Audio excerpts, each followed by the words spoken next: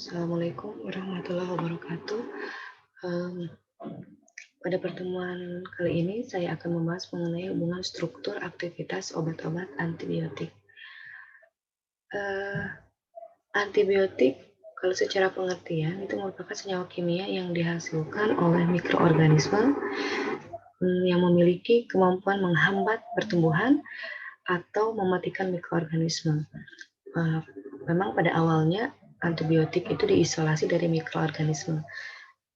Namun, dengan berkembangnya karena sudah, banyak sekali ilmu, terutama komputasi dan, sudah terketahui, eee, senyawa aktif dari antibiotik itu seperti apa, maka sekarang untuk antibiotik bisa diproduksi massal melalui sintesis kimia, asalkan mengetahui senyawa aktifnya seperti apa. Nah, di dalam dunia farmasi atau dunia kesehatan, sediaan antibiotik ini bisa banyak digunakan untuk terapi berbagai penyakit infeksi. Apakah itu infeksi yang disebabkan oleh bakteri gram negatif maupun gram positif ya.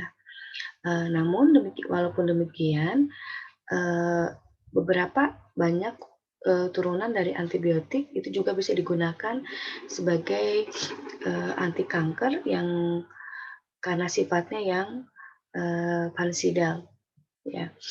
Eee, Kenapa ada fungsi yang cukup berbeda dan bervariasi karena memang, struktur kimia dari antibiotik itu dia bervariasi. Nah, kita akan mengetahui, ini apa, hubungan struktur aktivitas obat karena memang semakin bervariatif strukturnya, maka aktivitasnya pun, dari fungsi terapiknya memiliki, perbedaan juga. Nah, eee, antibiotik itu ditemukan oleh Alexander Fleming yang memang dia tidak sengaja menemukan sifat, eee, aktivitas antibakteri dari penisilin ya. Jadi memang ini tonggak, penemuan di abad 19 ini yang kelahiran antibiotik modern. Walaupun, eee, sebenarnya penisilin ini baru digunakan di tahun 1939 ya. Eee, tidak mudah memang untuk mencari, obat-obatan yang memiliki kemampuan untuk mengobati fungsi, terhadap infeksi. Eee, Antibiotik ini dikatakan di awal bahwa memang dia merupakan antibiosis yang berasal dari mikroorganisme ya. Istilah antibiotik itu berasal dari antibiosis yang berarti melawan hidup. Istilah ini digagas oleh, Ledvelamine yang mendefinisikan bahwa, dari antibiosis itu merupakan konsep biologi langsungan hidup yang mampu menghancurkan organisme lain supaya, bisa bertahan hidup, ya. Eee, Antibiotik ini masih digunakan istilahnya sampai sekarang dan memang definisinya pun, eee, masih digunakan sekarang walaupun memang berkembang, nah namun berkembangnya itu dari sisi, trafiknya. Karena memang, banyak jenis-jenis antibiotik yang memiliki struktur yang berbeda-beda, sehingga memang fungsinya pun dari sisi terapeutik itu memiliki fungsi yang bervariasi. Tadi dikatakan selain sebagai antibakteri juga sebagai anti kanker. Nah, bahan kimia ini, eee, digolongkan ke dalam antibiotik apabila bahan kimia tersebut satu merupakan produk metabolisme, ya. Yang kedua, dia merupakan produk sintetik atau produk sintesa yang diproduksi sebagai struktur analog dari antibiotik alamiahnya. Yang penting memang, sudah diketahui, eee, senyawa aktifnya apa, sehingga memang mudah dikembangkan di laboratorium industri. Keempat, antibiotik itu dikatakan dia apabila memiliki daya hambat terhadap pertumbuhan satu atau lebih dari mikroorganisme. Dan yang terakhir, memiliki efektif pada konsentrasi rendah. Nah, itu yang dikatakan bahwa disebut sebagai antibiotik.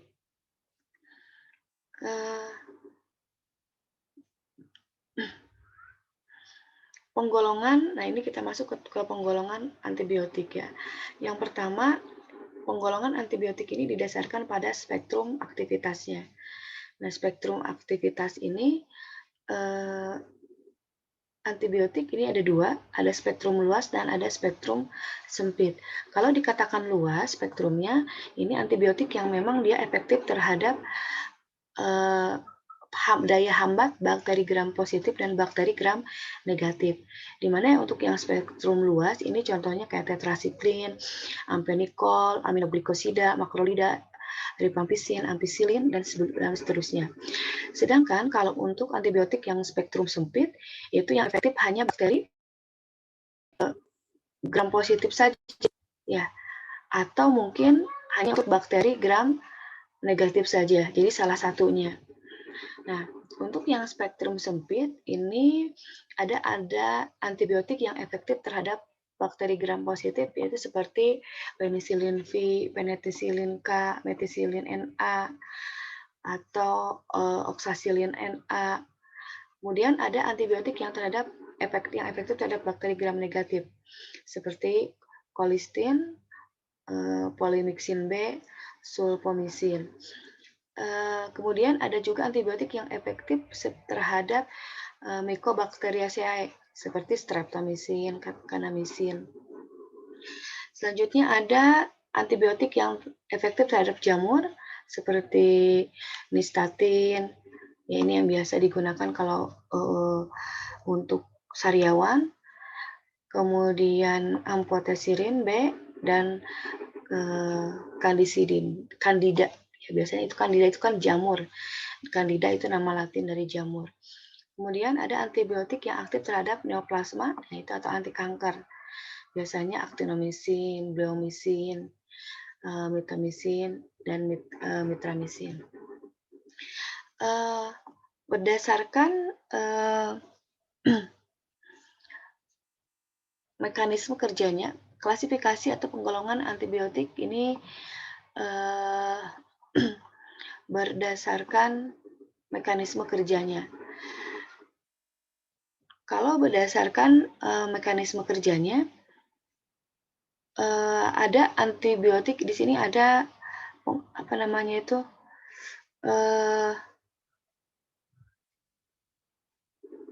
Ini ada gambaran mengenai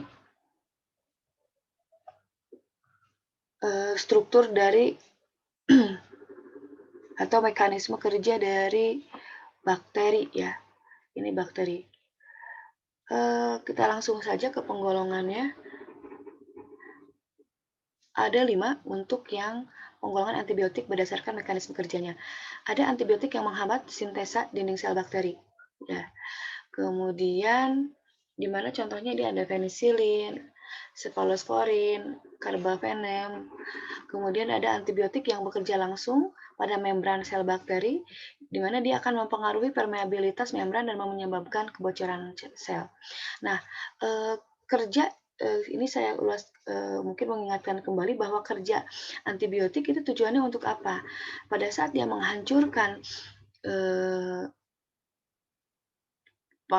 menghambat kerja dari mikroorganisme, menghambat pertumbuhan mikroorganisme, artinya bahwa si antibiotik itu harus mampu menembus dinding-dinding sel ya, atau menghancurkan membran-membran sel dari mikroorganisme tersebut.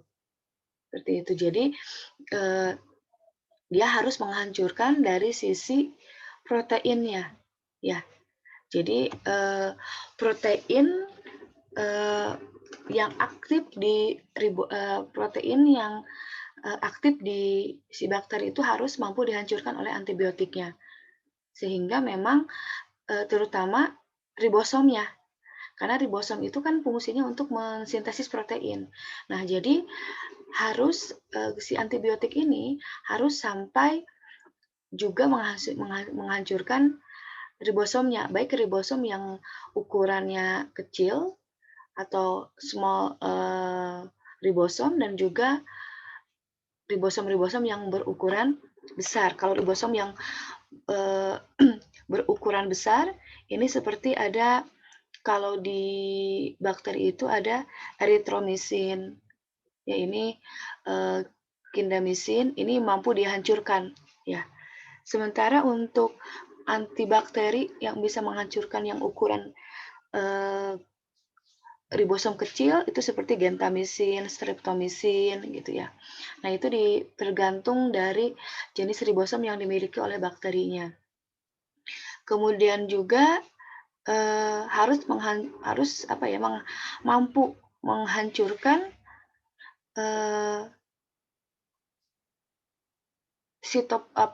asam folat, sintesis asam folat di dalam sitoplasma si bakterinya gitu. Contohnya di sini ada sulfonamid atau obat-obat yang memiliki sulfa, ada sulfanya ya. Kemudian nah, sementara untuk antibiotik yang bisa menghancurkan dinding selnya yaitu seperti penisilin, cephalosporin gitu ya. Nah, adapun yang antibiotik yang mampu menghancurkan DNA, RNA dari bakteri seperti rifampin ya, seterusnya itu. Nah, tadi ini jadi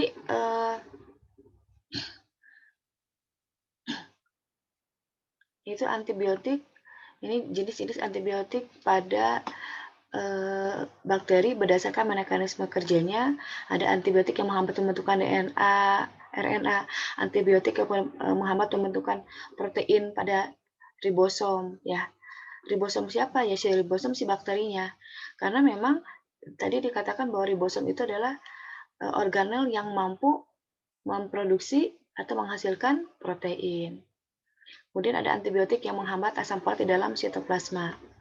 Kemudian antibiotik berdasarkan struktur kimianya ini ada antibiotik beta-laktam, aminoglikosida, tetrasiklin, polipeptida, makrolida, linkomisin ya dan lainnya. Nah, ini kita akan bahas dulu satu persatu mengenai antibiotik berdasarkan struktur kimia dan pembahasan struktur aktivitasnya ini. Nah, ini kita akan lihat hubungan struktur dengan aktivitas dari antibiotik. Antibiotik beta-laktam itu ada dua subkelompok, yaitu antibiotik turunan penisilin dan antibiotik turunan cephalosporin. Nah, antibiotik turunan penisilin ini antibiotik yang paling pertama kali diekstraksi dari tanaman Penicillium notatum, tanaman penisilin, kemudian diproduksi secara komersial karena memang sudah diketahui sisi atau senyawa aktifnya. Nah, di mana struktur dari penisilin ini terdiri atas cincin thiazolidin yang menyatu dengan cincin beta-laktam. Nah, ini struktur dasarnya ini ya yang di nih atau disebut sebagai 6 apa ya 6 APA atau 6 amino penisilanik, maaf, 6 amino penisilanik atau 6 APA ya penisilanik. Ini adalah nah ini dari sini ini merupakan struktur dasarnya. Kalau ini setiap turunan penisilin ini adalah struktur dasarnya 6 amino penisilanik ini. Yang membedakan di sini ada rantai sampingnya RCOHN. Sementara untuk struktur tertutupnya ini atau rantai atau cincin thiazolidinnya ini sama. Ya. Ini menyatu dengan cincin beta-laktamnya ini. Nah, ini. Ini thiazolidin. Ini thiazolidin, ini beta lactam. Nah, ini yang membedakannya nanti jenis penisilin satu dengan yang lainnya dilihat dari rantai sampingnya di sini. Ya. Nah, keduanya penting untuk aktivitas antibakteri dari turunan penisilin, si 6-APA ini, atau aminopenisilanik ini. Nah, penamaannya, ya, ini terikat 6-APA. Penamaan turunan penisilin berdasarkan rantai sampingnya. Nah, ini R. Kalau rantai sampingnya seperti ini ada benzen dan CH2. Kalau ini namanya adalah benzil penisilin. Jadi kalau misalnya di sininya, nah ini rantai samping sebelah, ini rantai sampingnya diubah benzen CH2 ini menjadi benzil penisilin. Kalau rantai sampingnya dia berupa benzen, kemudian ada gugus O dan CH2 seperti ini, maka ini adalah penisilin V atau phenoxymethyl penisilin. Kalau rantai sampingnya berupa benzen, kemudian ada gugus O, CH dan CH3, ini namanya adalah penetisilin. Ya, jadi ya ini samping yang ini di sini nanti akan nyambung ke 6-APA-nya tadi, 6 aminophenisilanik ini. Nah, ini yang ini kan garis, kemudian ini di sampingnya. Nah ini nanti akan berikatan dengan HN ini, ya, HN. Rantai sampingnya ini yang ini RCO ini. Maaf, yang ini R, bukan HN. Nah, ini jadi si rantai sampingnya akan berikatan ke C ini. C. Nah, ini COHN, ini segini, ini rantai utamanya APA ini. 6 amino penisilanik. Ini aminonya ini COHN, ini amino. Ya, gugus amino ini COHN. R-nya ya bisa ini atau yang lainnya ya. Kemudian antibiotik turunan penisilin ini bisa diklasifikasi menjadi 5. Ya. Ada penisilin yang peka terhadap penisilinase, di mana cirinya ini dia mampu melawan Staphylococcus dan Streptococcus. Kemudian juga dia kalau yang peka terhadap penisilin, ciri atau karakteristik penisilin yang peka terhadap penisilinase itu di mana dia berguna untuk menghambat beberapa kokus gram positif. Namun dia memiliki kelemahan, dia tidak efektif terhadap basil gram negatif. Ya. Nah, ini contoh antibiotik turunan penisilin yang peka terhadap penisilinase. Nah, di sini ada metosilin, kemudian ada oksasilin. Nah, di mana R1, R2, nah ini adalah substituennya dia H. Ini kan ada R2, R1, di sini oleh apa? Dia substituennya oleh H. Kemudian ada klosasilin, R1, R2-nya dia Cl, R1-nya H, R2-nya Cl, substituennya. Kemudian ada diklosasilin, R1-nya atau R2-nya itu Cl, klor ya. Kemudian ada fluoxasilin, R1-nya fluor, F, R2-nya Cl. Kemudian ada nafsilin. Ya, itu. Nah, ini R-nya, ingat rantai sampingnya. Jadi yang dituliskan di tabel ini hanya rantai sampingnya. Kemudian rantai, jadi tinggal memasukkan ke rantai ke rantai induknya, yaitu yang tadi 6 amino penisilanik ya. Kemudian ada jenis penisilin, jenis atau turunan antibiotik penisilin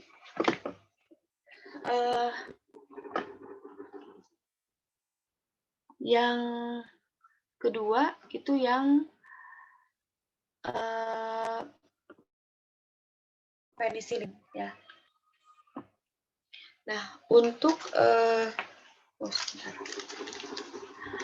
amino penisilin ini cirinya, jadi yang kalau penisilin yang aktif terhadap aminopenisilin, penisilin yang peka terhadap aminopenisilin, ini cirinya adalah memiliki spektrum aktivitas yang luas, jadi bisa menghambat pertumbuhan bakteri gram positif maupun gram negatif, tapi memang dia tidak efektif terhadap Pseudomonas aeruginosa. Ya. Nah, ini antibiotik turunan yang termasuk kelompok aminopenisilin itu ada ampicillin, ini gugus, ini rantai sampingnya. Ini ampicillin rantai sampingnya, di sini ada benzen, ya, kemudian ada ini CH3 dan NH2. Ya, kemudian ada amoxicillin. Nah, ini dia efektif menghambat bakteri gram negatif, gram positif. Nah, ini rantai sampingnya ya. Kemudian ada talampisin. Nah, ini talampisin ini rantai sampingnya ya. Ini talampisin. Ini rantai sampingnya R1-nya ini. Kemudian ada yang kelompok ketiga dari turunan penisilin, ada anti pseudomonal penisilin atau nama lainnya adalah karboksipenisilin. Karena dia mengandung gugus karboksi ya. COOR1 ya. Untuk turunan penisilin atau karboksipenisilin itu ada karbenisilin. Ini karbenisilin ini rantai sampingnya. Ingat ya, yang ditambahkan, yang digambarkan di tabel itu adalah hanya rantai sampingnya. Rantai induknya tadi yang 6 apa itu tidak dituliskan. Ya. Ini di mana karbenisilin ini R1-nya, COOR1, ini R1-nya dia substituennya H. Kemudian ada indanyl karbenisilin. Ini strukturnya seperti ini, R1-nya ini indanol. Kemudian ada tikarsilin. Ya. Yang keempat itu penisilin yang aktif ya, turunan antibiotik, yaitu yang keempat itu ada ureidofenisilin. Ini ada aziosillin dan ada piperacillin. Kemudian yang terakhir turunan penisilin lainnya. Ya, di sini ada quinisilin, ini rantai sampingnya. Kemudian ada amidinopenisilin atau nama lainnya adalah mesilinam. Kemudian ada azidosilin, ada basamfilin. Nah, bagaimana hubungan struktur aktivitas untuk turunan-turunan penisilin? Nah, ini penisilin ini karena semakin berkembangnya atau pesatnya industri antibiotik, ya, jadi penisilin ini telah mengalami beberapa modifikasi pada molekulnya. Untuk apa? Tujuannya adalah untuk melahirkan aktivitas-aktivitas yang baru, artinya sifat-sifat yang baru dan yang lebih baik lagi dalam fungsinya dia menghambat mikroorganisme. Nah, sehingga banyak ada penisilin yang tahan asam. Ada penisilin yang memiliki aktivitas dia tahan asam karena apa? Ada ditambahkan adanya gugus penarik elektron. Contohnya ada gugus fenoksi ya. Kemudian yang terikat pada rantai samping aminonya. Nah, penambahan gugus fenoksi ini dia fungsinya untuk mencegah penata ulangan penisilin menjadi asam fenilat yang terjadi dalam suasana asam. Jadi kalau misalnya kondisi atau misalnya cairan tubuh di dalam cairan tubuh itu suasananya asam, maka si asam fenilat ini dia bisa melakukan penata ulangan penisilin menjadi asam fenilat. Nah, ini sehingga aktivitasnya terhadap penghambatan antimikroba atau mikroorganisme, menghambat antimikroorganisme itu dia berkurang. Sehingga dimodifikasilah penisilin ini dengan penambahan gugus fenoksi ya. Kemudian untuk penisilin yang tahan terhadap beta laktamase. Jadi karena adanya gugus meruah ya pada rantai samping amino, ini kan ada cincin aromatik yang kedudukan pada orto itu mengandung gugus halogen atau metoksi. Ya, jadi meruah tubul itu dia akan gugus meruah itu bisa menyebabkan aktivitasnya berkurang gitu ya. Karena memang kalau gugus kedudukan orto mengandung gugus halogen dan metoksi, jadi dia bisa berpindah-pindah gugusnya itu sehingga memang mengakibatkan aktivitas dari antibiotik tersebut ya berkurang. Kemudian, nah penisilin ini yang tadinya mungkin, spektrumnya sempit sehingga sekarang diperluas, spektrumnya karena adanya penambahan gugus hidrofil seperti pada NH2 ya, pada rantai samping sehingga nah si, tadinya, eee, apa, hanya bisa misalnya menghambat mikroorganisme gram positif saja, dengan penambahan spektrum luas, seperti adanya gugus hidrofil, dia mampu menghambat mikroorganisme, baik dia yang gram positif maupun gram negatif, dengan cara memecah atau penembusan obat melalui saluran protein, membran terluar bakteri menjadi lebih besar. Ya. Kemudian, nah, modifikasi yang keempat, ini ada penisilin yang aktif terhadap bakteri gram negatif dan Pseudomonas aeruginosa ini dengan penambahan rantai samping seperti COOH, ya, SO3H, dan NHCO. Kemudian, modifikasi terakhir untuk penisilin yang bekerja sebagai prodrug atau praobat ini bisa melalui cara-cara berikut. Misalnya dibuat dalam bentuk garamnya seperti proakin, penisilin, benzatin. Nah, kemudian juga untuk praobat ini dengan cara dimodifikasi menutup gugus amino bebas, misalnya pada struktur ampicillin ini dengan membentuk garam amida yang diurai kembali pada in vivo.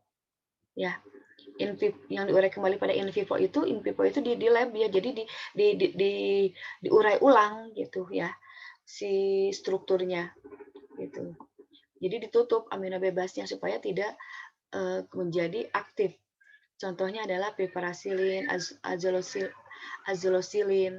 Kemudian modifikasi untuk praobat ini juga bisa pembentukan ester pada gugus karboksil yang terikat pada atom C3. Contohnya ini pada piperacillin, talampisin. Nah, ini modifikasi pembentukan gugus ester pada gugus karboksil.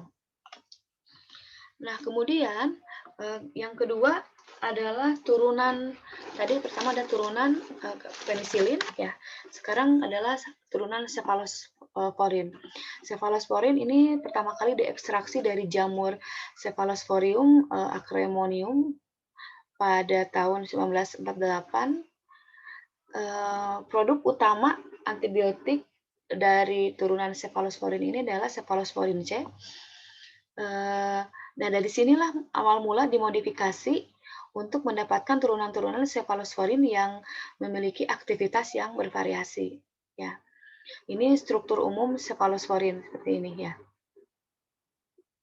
Itu. Nah, nanti yang membedakannya apa? Ini R1, R2, R3. Nah, ini rantai utamanya. Ya.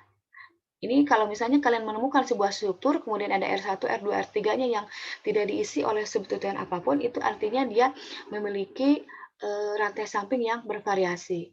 Ini struktur umumnya, nanti tinggal bervariasikan di rantai sampingnya. Jadi rantai samping inilah yang menyebabkan aktivitas dari antibiotik itu bervariasi. Ya, seperti itu. Turunan cephalosporin ini dikelompokkan berdasarkan struktur kimia, kemudian berdasarkan penggunaan klinisnya, dan spektrum antibakteri serta ketahanan terhadap penisilinasenya. Gitu ya. Cephalosporin ini ada yang diberikan secara oral seperti cefalexin, cefradin, dan cefaklor. Yang kedua ada cephalosporin yang diberikan secara parenteral, ada cefalotin, cefasteril, cefazedon.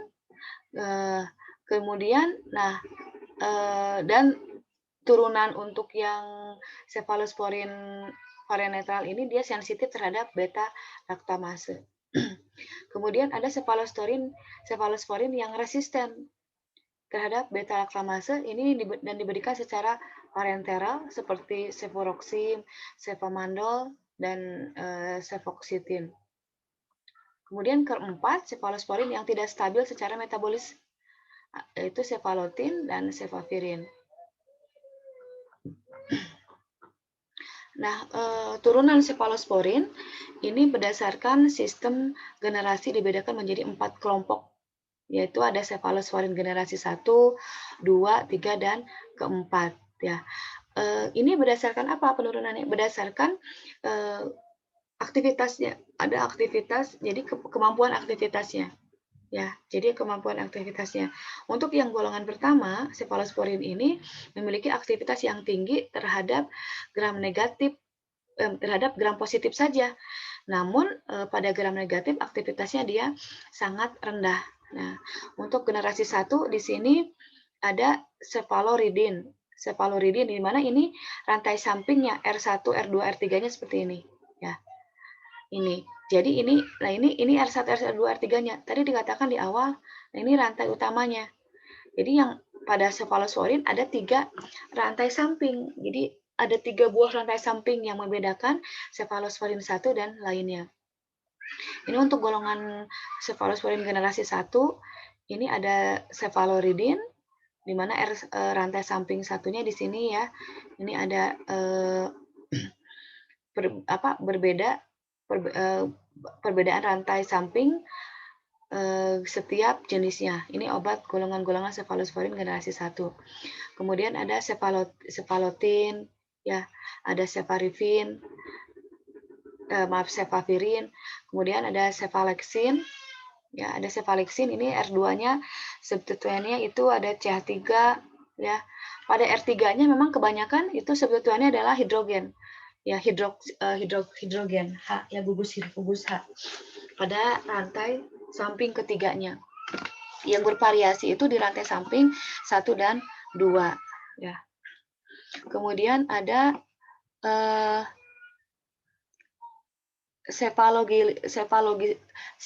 cephaloglisin, ya. Ini ada cefadroxil, di mana dia memiliki di rantai samping yang keduanya itu CH3, ada cefadrin, kemudian cefazolid dan cefaridin. Cefradin. Golongan cephalosporin generasi kedua ada cefamandol, ya. Ini bisa dilihat, kemudian ada cefaclor dan ada cefonisid. Nah, untuk generasi kedua ini, ya, untuk generasi kedua ini di mana antibiotik cephalosporin generasi kedua ini dia lebih aktif terhadap gram negatif berbanding dengan generasi 1, ya. Namun tidak terlalu aktif terhadap bakteri gram positif dibanding dengan generasi obat 1 tadi, ya. Untuk generasi obat ketiga ini kurang aktif melawan bakteri gram positif dibanding dengan yang pertama. Ya, jadi semakin lemah kalau untuk generasi ketiga. Tapi memiliki spektrum yang luas terhadap bakteri gram negatif. Jadi lebih dari memiliki spektrum luas terhadap bakteri gram negatif. Berarti lebih luas dari generasi kedua. Ya. Ini ada ceftriaxone, cefotoxim, ya. Ini bisa dilihat, ini setiap rantai sampingnya dia memiliki perbedaan. Seperti itu, ya. Kemudian obat cephalosporin golongan keempat ini spektrumnya lebih luas dibanding turunan-turunan sebelumnya. Ya, spektrum yang lebih luas melawan bakteri, ya, di sini. Jadi contohnya ada cefimim, kemudian ada cefirom. Nah, ini. Ya, seperti itu. Ini struktur umumnya. Jadi hanya tinggal diisi saja R1, R2, R3-nya sesuai tabel di atas. Gitu. Nah, penjelasannya adalah bagaimana hubungan struktur aktivitas turunan cephalosporin pada setiap generasi. Turunan cephalosporin ini dia memiliki inti yang sama, kecuali pada rantai samping C7 dan C3-nya. Ya, C7 yang mana, Bu? Ini. Ini kan 1, ini karbon 1, 2, 3, 4, 5, 6, 7. Berarti pada posisi C7. Rantai samping pada C7 ini berarti R3 ya. Dan C3. C3 berarti di sini R2. Turunan sefalosforin memiliki struktur inti yang sama kecuali pada rantai samping posisi 7 dan C3 berarti pada R3 dan R2 ya. Itu. Jadi banyaknya memang variasi rantai samping itu di rantai samping 2 dan 3. Maaf apa kalau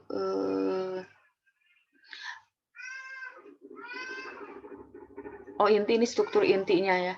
Struktur inti kecuali pada samping posisi T7 dan C3. C3 ini. Nah,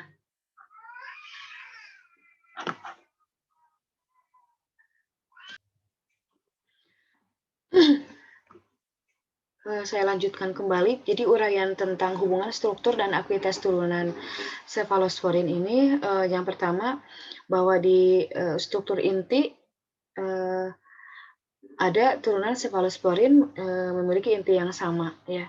Kecuali di posisi karbon 7 dan karbon 3. Sementara modifikasi substituen pada karbon 3 ini dilakukan untuk mendapatkan sifat fisika kimia yang lebih baik. Pada posisi 7 ini untuk mengubah spektrum aktivitasnya.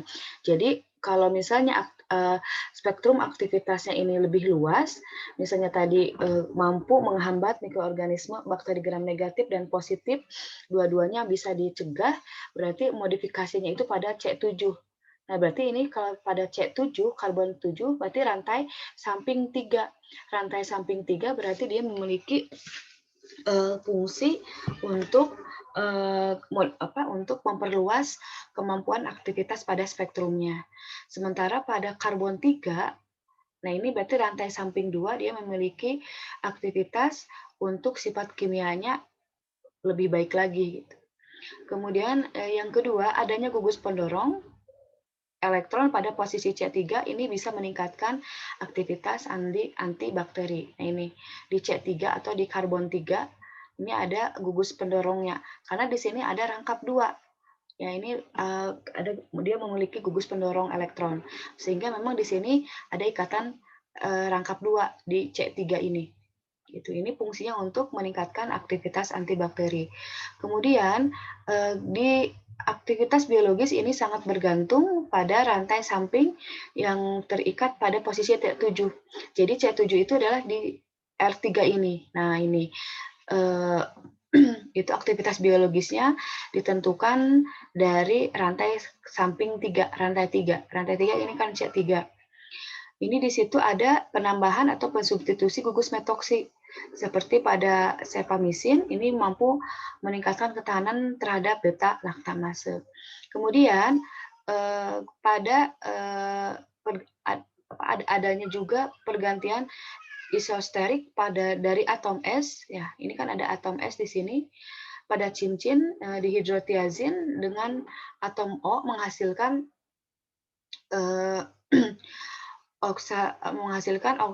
oksasevamisin dan oksasevem ya. Ini bisa menunjukkan atau aktivitas spektrumnya semakin luas.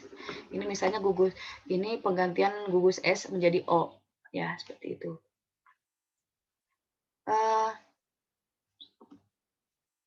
Selanjutnya adalah antibiotik aminoglikosida. Yang pertama tadi golongan beta-laktam, sekarang golongan aminoglikosida. Aminoglikosida ini antibiotik yang memiliki satu atau lebih gula amino yang terhubung pada cincin aminositolnya melalui ikatan glikosida ya. Karena namanya aminoglikosida berarti itu ciri khasnya bahwa di dalam antibiotik itu memiliki ikatan glikosida. Antibiotik golongan ini dia spektrumnya luas, artinya dengan aktivitas yang lebih tinggi dalam melawan bakteri gram negatif. Walaupun dia sebenarnya bisa melawan aktivitas positif, cuman untuk gram negatifnya dia lebih tinggi.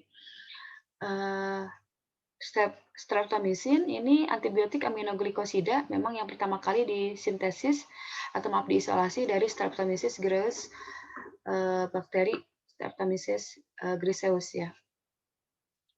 Nah, ini ada nama sumber mikroorganisme penghasil antibiotik golongan aminoglikosida. Ada Streptomycin, ini sumbernya dari Streptomyces griseus. Kemudian ada neomycin dari Streptomyces pradie. Kemudian ada kanamycin dari Streptomyces canamycetius. Ada gentamicin ya, ini dari Micromanospora purpura. Ada netilmicin, itu dari Micromanospora species. Ada tobramycin, ini dari Streptomyces tenebrarius. Ya. Dan ini masih banyak lainnya. Kemudian bagaimana hubungan struktur aktivitas turunan aminoglikosida ya. Aminoglikosida tadi dikatakan bahwa struktur umumnya ini terdiri atas 2 atau lebih gula amino ya. Gula amino yang terhubung melalui ikatan glikosida. Nah, ini gugus gula amino pada struktur utama ya. Ini gugusnya melalui 1,3 diamino disikloheksana. Aminoglikosida ini sebenarnya dia memiliki 2 struktur, yaitu ada gula amino dan cincin amino siklisito. Ya, ini gugus gulanya. Ini gugus gula aminonya saja ini. Ya, itu. Sementara nah ini cincin ini cincin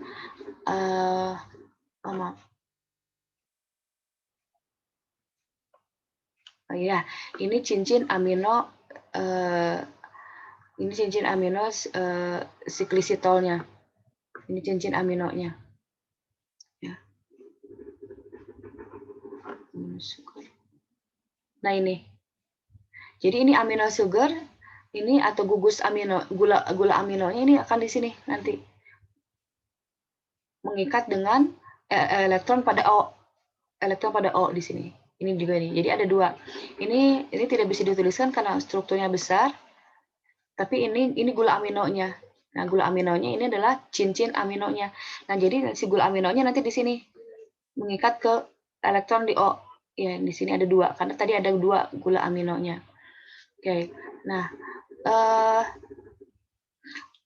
posisi C6 dan C2 pada gula amino ini posisi C6 ini kan 1 2 3 4 5 6 ini ya.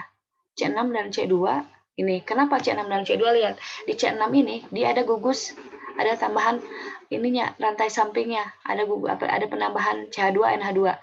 Nah, di sini dia merupakan substituen yang mampu menginaktif enzim bakteri. Nah, ini C2 juga kan ada NH2-nya. Karbon yang terikat NH2 ini pada C6 dan C2 dia memiliki kemampuan untuk menginaktifkan enzim dari bakteri yang dihambatnya. Ada substitusi metil di C6. Nah, ini di C6 ya, di C6 ini dapat meningkatkan resistensi enzim ya. Tuh. Kemudian hilangnya gugus 3OH dan 4OH atau keduanya memang tidak mempengaruhi aktivitas enzim. Nih, kalau misalnya di sini 4OH-nya hilang, di sini OH-nya hilang, dia tidak memiliki tidak mempengaruhi aktivitas enzimatis. Jadi aktivitas enzimatisnya ini hanya ditunjukkan atau dipengaruhi oleh di C6 C2 ini. Ya. C6 dan C2. Karena lihat di C2 ada NH2, di C6 itu ada CH2NH2. Nah, ini memiliki aktivitas untuk mengaktifasi dari enzim si bakterinya. Kemudian kita lihat nih pada cincin amino siklisitol. Ya, ini pada struktur turunan aminoglycosidanya. Pada karbon 1 ini ada asetilasi. Nih, karbon 1 ini ada asetilasi. Ini tidak menyebabkan hilang aktivitas ini, tidak sebenarnya ya, tidak mempengaruhi. N-etilasi dari sisomisin menghasilkan netilmisin. Ini bisa memperpanjang masa kerja senyawa aktif karena tahan terhadap pengaktifan oleh beberapa enzim. Hilangnya gugus O katanya ini dari 5. Nah ini kalau kalau gugus O hilang pada 5-OH sisomisin, misalnya pada antibiotik sisomisin, ini menyebabkan senyawa tahan terhadap enzim yang mengasetilasi gugus 3 amino. Nah, yang ketiga itu ada antibiotik golongan tetrasiklin. Ya. Antibiotik turunan tetrasiklin ini merupakan turunan oktahidronaftasen yang terbentuk oleh 4 buah cincin serta memiliki 5 atau 6 pusat atom C simetrik. Ya.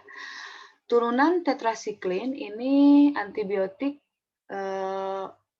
poten ya yang memiliki aktivitas strukturnya luas baik terhadap bakteri negatif maupun positif. Tetrasiklin memang ini untuk menyembuhkan untuk menghambat bakteri-bakteri pada penyakit-penyakit infeksi. Tetrasiklin ini ada yang alami semisintesis ataupun protetrasiklin. Ini ada tetrasiklin alami. Ini strukturnya, ini ada R1, R2, R3 itu rantai sampingnya. Nanti rantai sampingnya ini lihat di tabel ya. Ini untuk tetrasiklin alami, ini ada tetrasiklin itu sendiri. Jadi R1-nya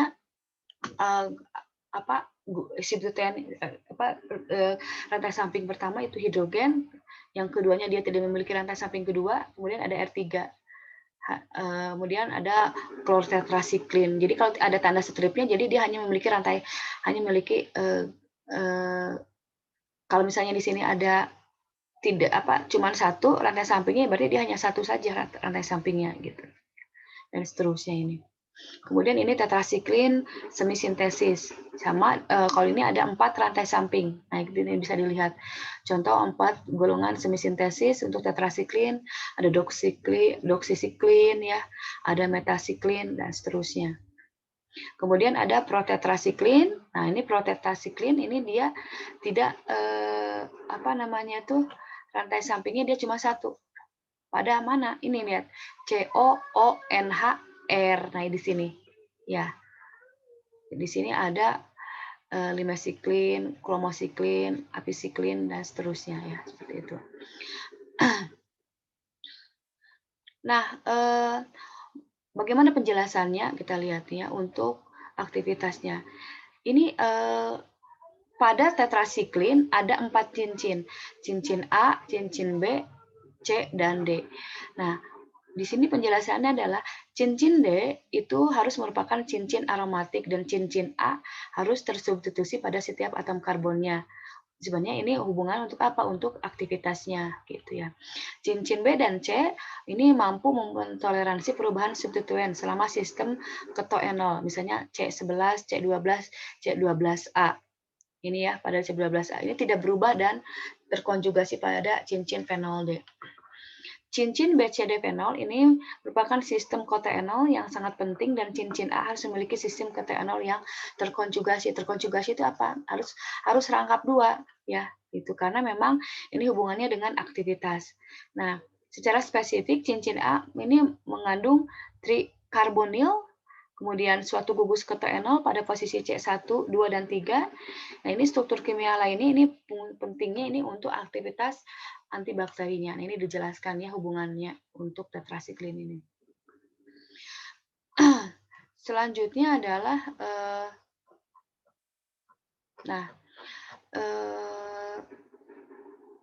yang selanjutnya itu ada, nah ini antibiotik turunan polipeptida ya.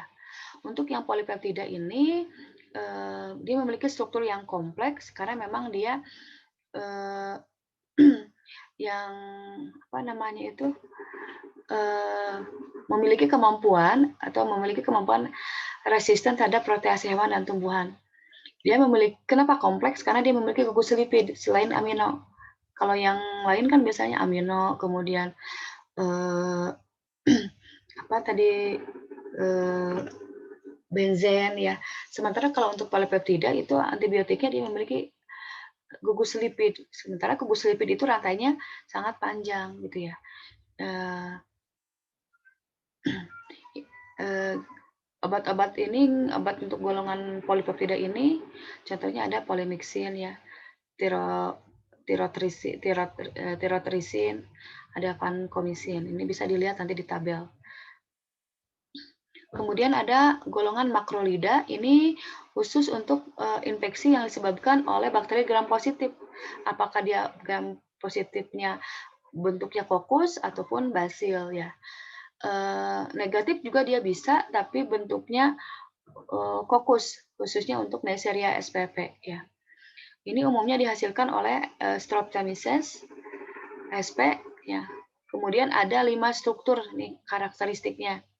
Kalau pada makrolida dia memiliki cincin lakton, ada gugus ketonnya, ya ada 2 gula amin, ada gula netral, di mana gula netral ini berhubungan dengan gula amino dan cincin laktonnya. Kemudian ada gugus demetalaminonya, seperti itu.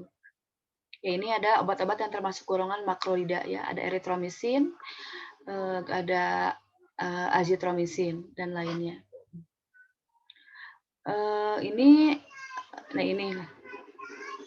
Ini nama gugus R1 pada golongan R1 R2 pada golongan turunan makrolida ya. Kemudian ada lincomycin. Lincomycin ini turunan bakteriostatika. Ini yang kadar tinggi dapat bersifat bakterisid. Diisolasinya dari actinomycetes dan streptomyces. Bisa juga dari